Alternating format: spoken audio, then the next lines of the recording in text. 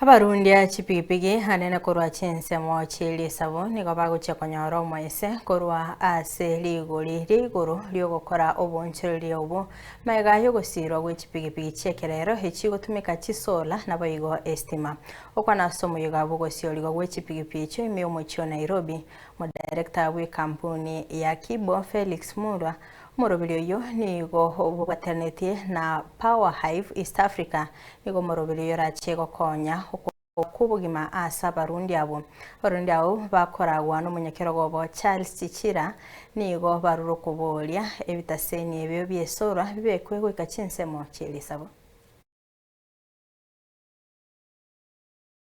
One of our driving force for building this bike is that with the current increase in prices of fuel above 200, with a Kibo Spark you will use 450 unlimited swaps in a day.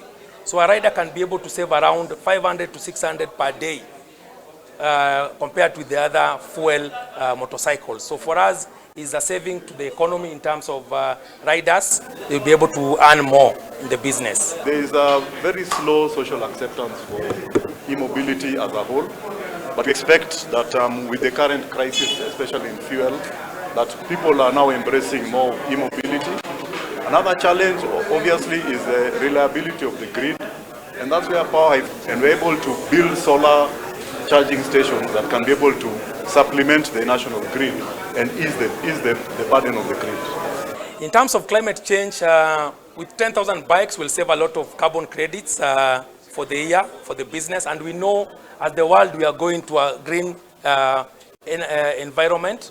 So for us as a business, we are targeting the 10,000 for the first year, but our target is in the next 3 years around 30,000. Tunaona tumeanza kuwa tunaumia zaidi kwa sababu ya mafuta kuwa juu, lakini sasa hivi imefika mahali ya kwamba wale wanatumia zile pikipiki za stima, mtu anaweza funga kazi jioni akiwa na shilingi 200 ama akose, kwa sababu pesa amezipata amezitumia kwa matumizi ya mafuta, ametumia kwa matumizi ya kulipa mwenyewe, ametumia matumizi ya airtime, na wengine sasa lazima pia naye ukue online. Ukihesabu hizo expenses zote, jioni unapata hauna kitu umebaki nayo.